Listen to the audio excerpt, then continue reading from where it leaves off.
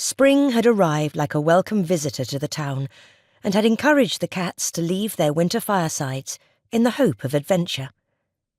New friendships were being made in the bustle of the high street and old ones rekindled, except for the town's postmistress, Lavender Stamp. Lavender had gone out of her way to alienate almost every cat in the town with her cantankerous attitude to her customers. She excelled at making them wait in long queues as she slowly dished out stamps, postal orders, and the occasional stick of sealing wax, and it brought her enormous satisfaction from behind her post office counter. When occasion allowed, she delighted in refusing to pay out a pension without the correct identification, with no thought for the elderly cat in front of her, who might have caught 2 buses to get there, and who would have to return home to no food in the cupboard.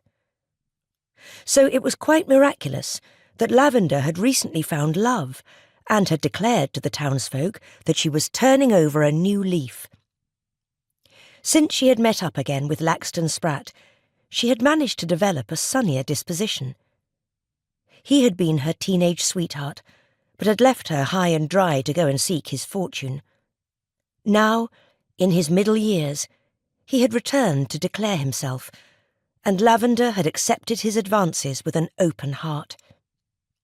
For a few weeks, all had been harmony, and Lavender had welcomed her customers to the post office with joy and a dedication to their every request.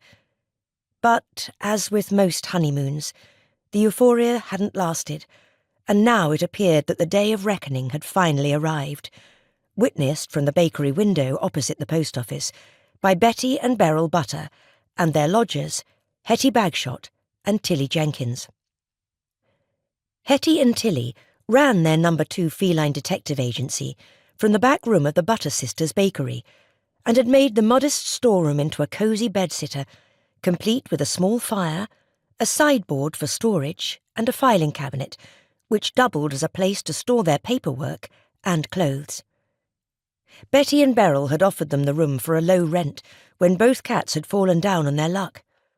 Now, as successful detectives, they saw no reason to move to bigger premises, especially as the Butters had thrown in a pie of the day as part of the arrangement.